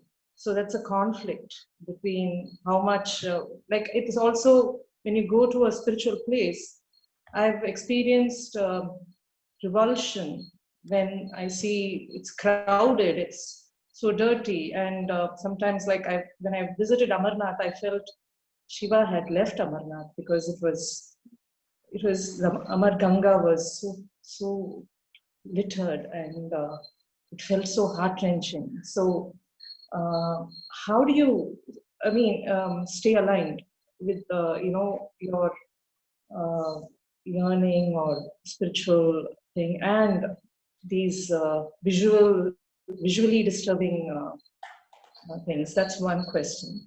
The second one is sometimes like when you go to these arduous trips like Kailash and Amarnath, you are alone because even though you go with a group, this is your personal journey, but sometimes someone in the group has altitude sickness, you're not able to, you have to battle with your selfishness. So that is a huge battle, which, you want to go forward, but, there is this person whom you're traveling with is not well. And how do you manage all these things? Yeah. Okay. Those are both really good, really great questions. And I think let's just start with the second one first. We talked about that traveling with different companions. That's always a challenge. And what I talked about, that if it's incompatible companions, that's even more of a challenge. So if somebody is sick, we have to practice that God is in that person. So is God only in the shrine? Is he only in the place of pilgrimage? So this is why, again, going back to it, giving momentum before we go. It's just not just saying that, but really giving momentum to our divine inspirers again, and to where we're going. If we really understand where we're going and the spiritual greatness of these places, that will attract our mind more. And I feel then, even when we're traveling with companions, that will be more on the periphery. Okay, this person is sick. I'll do what I can to serve him. Then I'll put my mind back with that. It's that divine connection, that mental divine connection. That's why we're emphasizing this again and again about the pre-pilgrimage mindset, especially. You got my point. It's giving momentum to that. Otherwise, if we don't give momentum to our good samskaras and our divine samskaras, then when we go on these pilgrimages, we'll simply get overwhelmed. And at that time. Second thing is then that we have to bring in these attitudes. Of course, God is in this person if he's sick.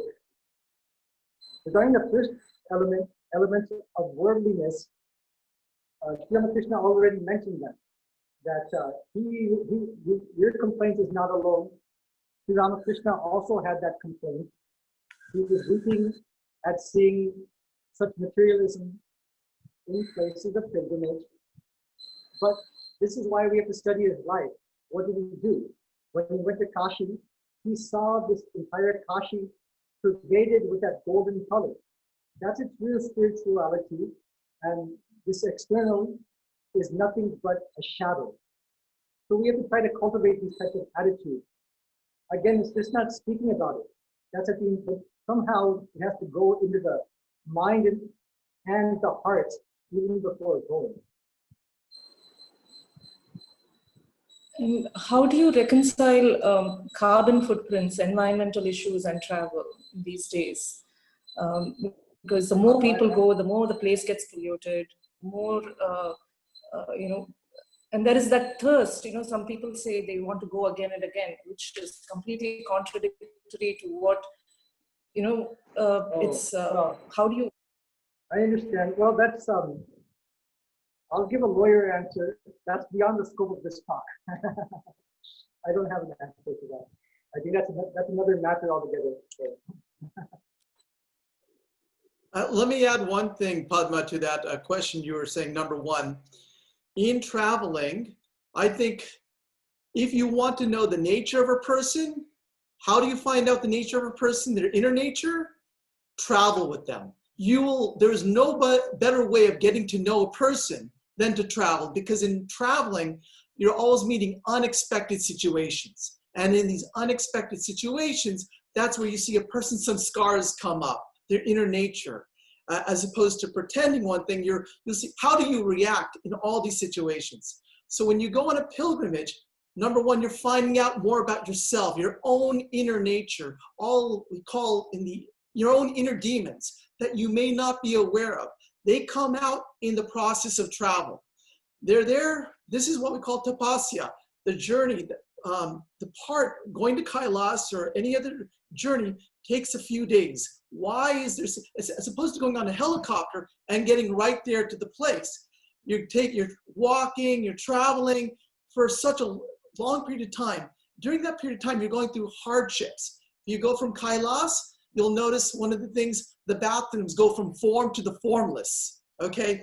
You will see how what you start off with being well-equipped, being attached to your technology, no more cell phones, no more food, you're drinking goat milk. So all these hardships are going to create heat within you, and all these inner what we call lust, anger, sattva-ripu, or inner demons in the Chandi, Mahishasura, your Shumba, Nishumba, are going to come out, and they're going to manifest and be present. Now you know what you have to work with. Now you know what you have to destroy. So when you get to the place, when you see Kailash Shiva, at that point, angers are flaring, you haven't taken a bath in 2 weeks, and the people around you are creating friction around you. Now you have something genuine to pray for. And the other part, Swamiji maybe hasn't brought up yet, in these things, the process of surrender. Really, in this journey, it's more about surrender, letting go, until when you go to Kailas, for example, you're left walking by yourself in this journey. There's nobody else, and a hailstorm may come. In this case, I'm just going to share one experience of Chidekananda where he went to a place, he had no, he came to the point where, don't mind me sharing, where he sort of collapsed. The person who was supposed to carry his luggage left, and he didn't have anybody to carry his luggage with him. And you're carrying a big backpack at 17,000 feet, half the amount of air you're breathing. You need someone to help carry this, a donkey or something. Out of the blue, a person comes and helps carry that luggage for you. Where she came, you don't know. Miracles happen to give you more faith in the divine. When you can surrender, the walls of your egos collapse, and that's when the divine speaks to you. That's when you bring your inner voice. So these pilgrimages are of necessity. They serve a purpose. They give you conviction in the truth that was always there, but was unseen. The inner demons which are unseen, God which is unseen becomes real in these journeys. So maybe this is just one added point to this. I'd like to go. Now it's 8:04. We have time for one last question, Vikram. Let's have one last question here. The next question, Swamiji, is from Prisa. I think Prisa is joining us from Orange County-ish. Prisa, you're up. Good evening. Yes, I'm from Orange County, California. Thank you so much for the all of these classes. I'm enjoying them. I'm a new devotee, so I apologize if my question is kind of rookie. I understand that I have to have the yearning and desire to go to these holy places, but does our Vedanta centers provide a guideline and arrange these journeys for the devotees who can afford and go with a group so they know which places they need to go, or is it on ourselves to do the research, find, and then just find a companion to go with? Because I've never done it. I want to go. Now that I heard this, I am even more interested to go, but I do not know where to start. Can you please give me some pointers? Yeah, I think that that's a great question. And I think that, I don't think the Vedanta Society provided any guidance on that. But I think that what I've seen in our Vedanta societies in the West, that there are always people that want to go.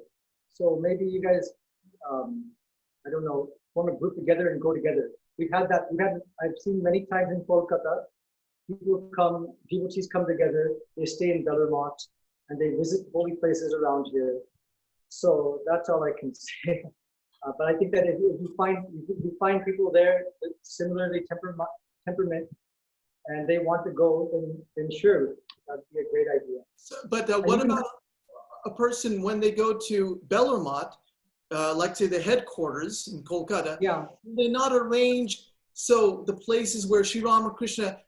Do they not arrange these things where Ramakrishna stayed? Will they provide the accommodations and the car? Maybe talk from that point of view. Yeah, of course. If you go and if you go through, I think that what I would first say is that whoever wants to go, they should probably discuss it. If you're at a Vedanta society, discuss it with the local head in charge, which would be Swami Vivekananda. If he writes to headquarters, there's like a process. You have to write to headquarters, get permission to stay at the foreign guest house. If you are coming from outside of India, if you are within India, we have a low Indian guest house.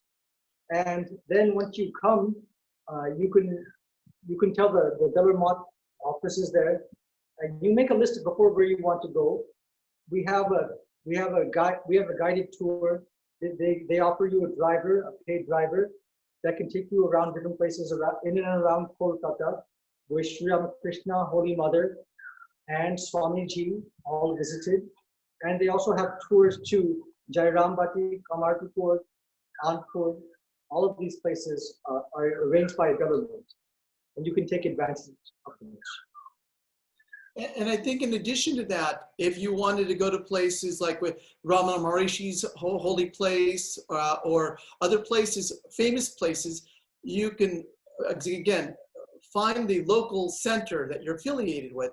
And then they can also go to that, they can write to those places, the center, like in Madras, you write in the Madras Center, and they can help arrange your transportation and accommodations to some of these other holy sites that are not even within our order. So that's a great point.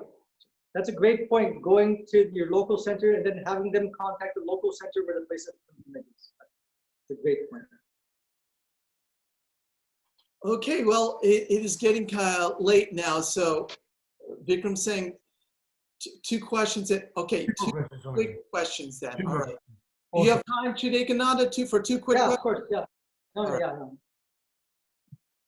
Thank you, Swamiji. The next question is from Gloria, who's joining us from Adelaide in South Australia. Gloria? Yes, thank you. This has been wonderful. I'm relatively new to Vedanta, and it's the first time I've heard this term, inner divine samskaras. Now, I have an intuitive understanding of it, but can you give some examples, please? Yeah. Of inner divine samskara. Right, I understood. I think that when I think about like the lives, I can only give it like, you know about Swami Vivekananda? You've heard about another monk named Swami Abhedananda? Okay, yes. So this one time happened in Kashipur that Swamiji is sitting for meditation when Sri Ramakrishna was living the last part of his life. So one day, his young disciples, they were all sitting and meditating. And Swami Vivekananda went into a very high state of jnana. He asked Swami Abhedananda, who was of a devotional temperament at that time, to touch him. And when Swami Abhedananda touched Noren, Swami Vivekananda, his whole body was shaking. It was like an electrical shock.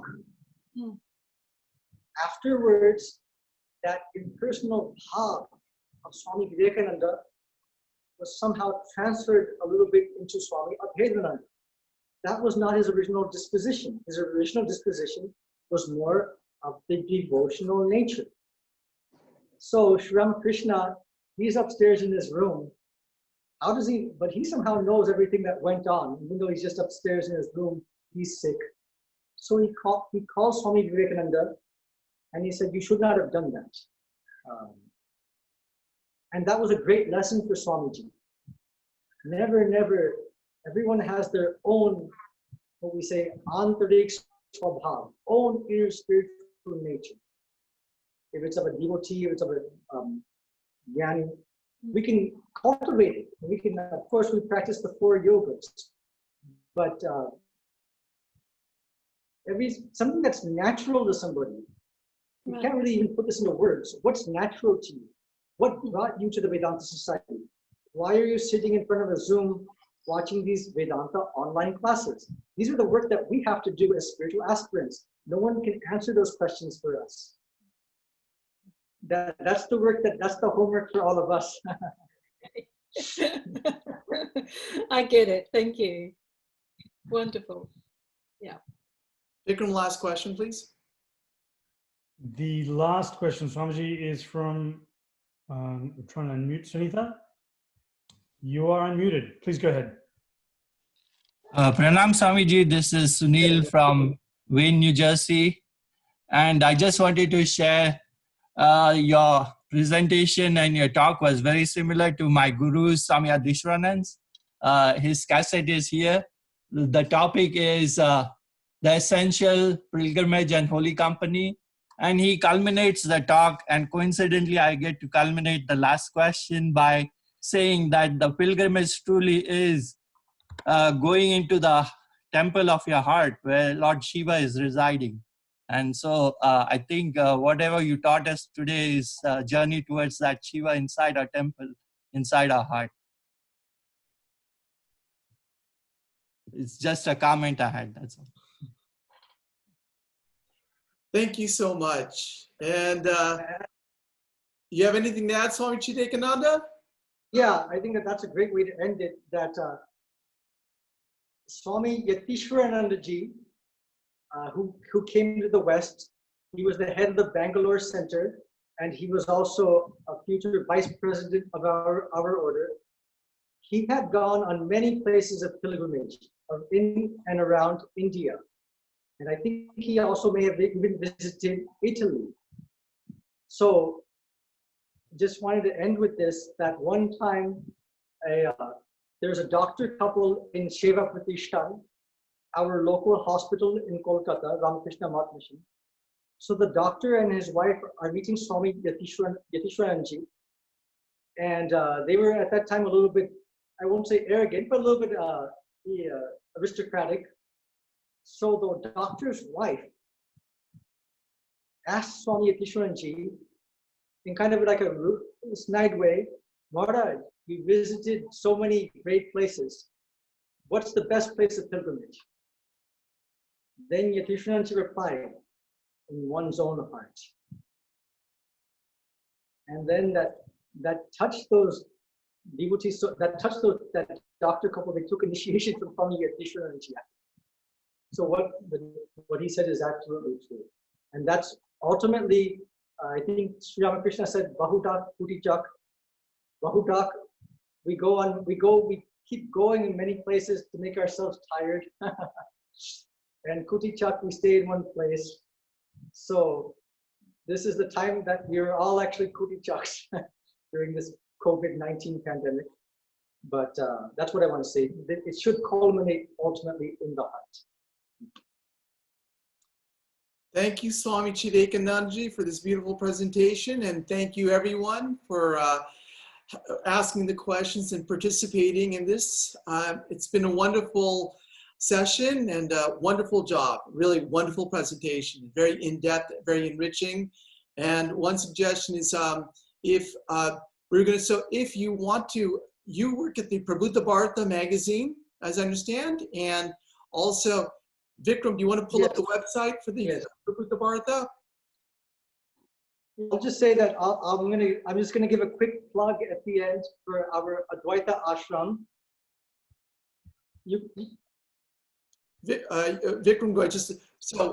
And what is this magazine? Tell us about. This is the first English magazine that is how